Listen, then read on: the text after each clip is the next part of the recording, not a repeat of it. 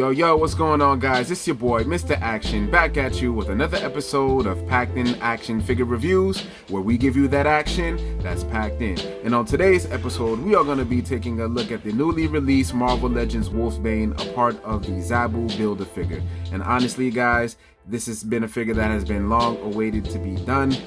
This was the last figure that we needed in order to complete our X-Factor team. Now, we did have a previous iteration of this figure back in some time. I believe it was released underneath the name Danny Moonstar. With that particular figure, it did come with 3 head sculpts, and one of them was the Wolfsbane head that we see here showing on screen. But nice to know now that we do have the official X-Factor for it. So without further ado, let's get her out of the box and let's take a closer look.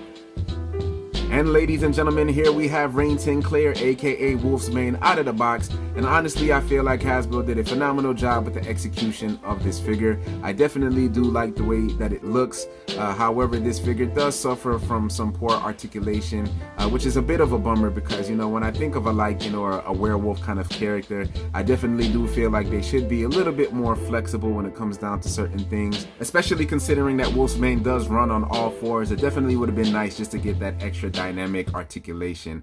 But apart from that, I do feel like the execution of this figure is done relatively well. I do wish that we did have a little bit more paint just to kind of bring out the wash of the figure, just to kind of bring out more so of the fur. But I think apart from that, I do feel like this is a well executed figure. But without further ado, let's take Wolfsbane off of the stand and let's take a closer look. Now, jumping right along over into the aesthetics of this figure, I honestly feel like Hasbro did a pretty decent job with the execution of this Wolfsbane figure. Over here, taking a closer look at the head sculpt, I honestly am really pleased and very impressed with the head sculpt and the digital printing of the paint that they are able to capture, with these head sculpts and what they're able to produce, man. I honestly feel like Hasbro has been really stepping up their game with their sculpt work.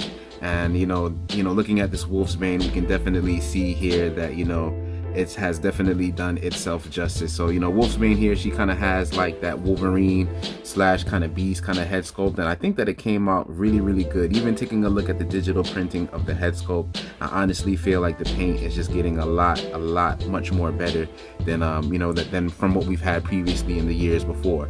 Now, one complaint I do have with this head sculpt is I kind of do wish that her teeth would be showing a little bit more as far as her fangs. She is kind of like part werewolf, so it would have been nice to kind of see that. Just looking at it up front, we just do see that she is kind of like has this little snarl on her face.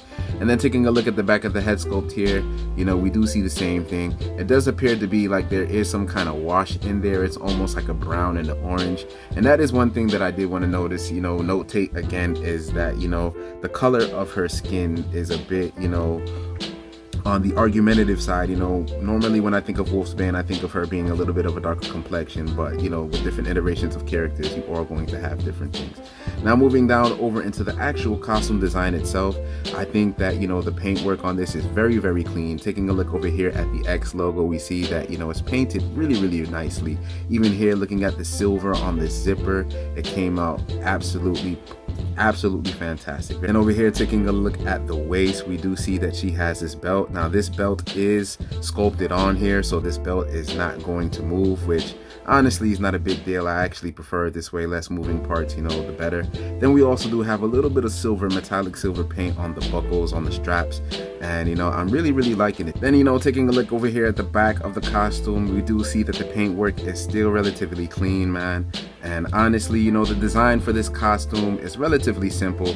There really wasn't much that you can do to really mess this up. Now, the one gripe that I do have with this figure is going to be in the coloring of the skin. Not so much the coloring of the skin, but I kind of do wish that we did have more of a wash on this figure, man. We do have some places where we do have some darker colored fur, which I think is nice. However, I do feel as if the variation or just the difference in it, you don't really see it too much unless you're really looking hard. And I honestly feel like a little bit of paint here could have went really a long way when it comes down to just adding on that on there. But for the most part, man, it's a pretty standard figure. I kind of do wish that we could have gotten a little bit more execution when it comes down to the articulation. But just looking at it as far as the aesthetics, I think that it came out pretty good. And we do have the paint here that I was talking about earlier. So you do see the paint here a little bit more showing through on the elbows and maybe a little bit on the hair. But apart from that, it's a pretty basic standard figure, but not bad for aesthetics. Honestly, a very well presented Wolfsbane. I won't complain. Now jumping over into the articulation segment of this figure, I honestly feel like this is where the figure loses a lot of points with me. You know, considering that this figure does not come with a lot of accessories, I definitely feel like the lack of accessories should have been replaced with the improvement of the articulation of the figure, because, you know, honestly, the articulation of a figure can really, you know, mess with the playability factor of it. So her head is on a ball peg and on a hinge, so she is going to get a pretty good range of motion. So looking up, she is going to be able to get her head to look up this high, and she is going to be able to get her head to look down this low. And I think that works out really, really great, because if she's doing like a pouncing pose at you, you can actually move the head and have her looking up straight up at you like this, which I think actually really works really nice. Then moving down over into the shoulder area, her arms can go out this much. There is a little bit of soft plastic, so it is going to hinder it a little bit, but the plastic is actually pretty soft enough to where you're not going to really have that issue. Her hand can go 360 degrees, so it is going to go past that piece here, as I mentioned earlier before. She does happen to have 360 degrees bicep swivel, and she does have really, really nice double jointed elbows which go past 90 degrees, which I am pretty stoked about. Her hands are on a hinge, so they can go back about this far and they can go forward about this far. Now when we're moving over into the abdominal area, this is where the figure lacks a lot of articulation for me. She can go back, and she can go back a decent range of amount, but when it comes down to crunching forward, there really isn't much crunching forward. If anything, her crunching forward is basically a neutral standing up position, which I think is really a bummer, because, you know, she's a lichen, she's a wolf, you know, she should be able to move and have articulation and be flexible. So seeing that there is no deep ab crunch in there is a bit of a bummer, but we do get that replaced with the diaphragm swivel, so she is able to move side to side 360 degrees, and she can move side to side as so. Then coming over here to the legs, this is another part of the figure where I have, you know, my issues with. As you guys can see, I kind of have a little bit of paint rub on the upper portion of my thighs, and that is because her legs can't really go that far up, which really sucks. Let's get that to focus. So as you guys can see, that's about the furthest that you're going to be able to get it up, and when you do, sometimes it is going to rub, and some paint chip or paint rub is going to be there, which is sort of a bummer too as well. She can kick her leg back about this much, which is not really honestly that much. She does have a thigh cut rotation, which is nice, and she also does have double jointed knees. There is going to be a little bit of a hindrance though due to the fur that she has here. And then the other complaint that I have with this figure is the feet. Man, the feet are just too small, honestly, and when you're trying to pose this figure up, when it comes down to like you know, getting her to stand in different positions, it's going to be very hard to support her, because since the legs are small, she's not going to really have that much you know, foundation to stand on. But her legs can go down this far down, and unfortunately they don't go up, so that's about you know, the furthest up that you're going to get. And unfortunately, because of that, you are going to have some problems with her standing, unfortunately. Now jumping over into some size comparisons. Over there to the left we do have Havoc, and over there to the right we also do have Polaris. And I honestly really like the way how this Wolfsbane figure is looking next to the both of them. Now I do feel like this Wolfsbane figure is a little on the tall side. I believe the stats of her height has her standing at 5'1", so she is a little bit on the tall side. However, I feel like if you get her posed up in some crouching positions, you know, most likely how a lichen normally would do, then I definitely feel like you can kind of fudge her in there.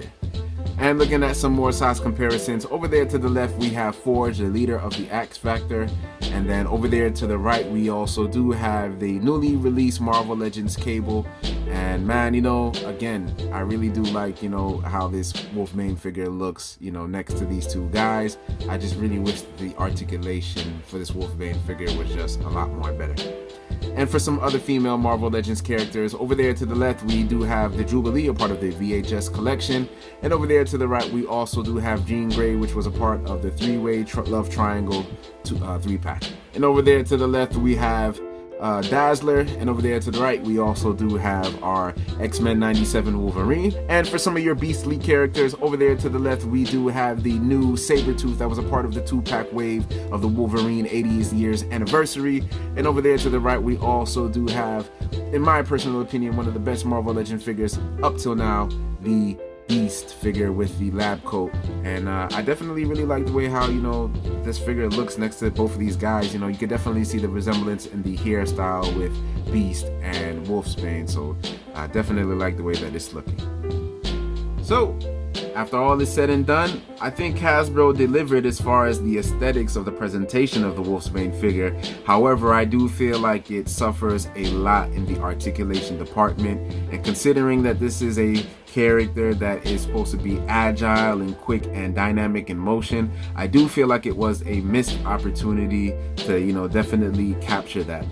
You know, one thing, you know, the first thing I can think of is maybe like, you know, the Black Widow figure that we just got, you know, the newest one, which had the ab crunch as well as a diaphragm swivel up top. I definitely feel like this figure could have, you know, benefited from it severely, but you know, we get what we get. Apart from that, aesthetically, I think that this is a phenomenal looking Wolfsbane. I feel like, you know, it captures the essence and the energy of it. The only thing that I would say that I would possibly add to the figure that I felt like could have been done is, you know, again, maybe adding a little bit more wash into the fur just to bring out some of the details. And, you know, with the head sculpt, even though I do think it's a phenomenal head sculpt, it would have been nice if the head sculpt that she came with, as far as her, you know, expressive face, if there was some fangs that was being shown on there. But apart from that, I do think that this is a pretty solid figure. If I had to give it an overall score, I'm honestly gonna have to give it a 7.5. While this is a good figure, again, it does suffer from points that I feel like could make it a lot better. So once again, thanks for checking out another episode of Packed In Action Figure Reviews, where we give you that action that's packed in. Please like and subscribe, as it helps out my channel tremendously. Thank you guys for taking the time to watch my video. Stay blessed and have a wonderful day.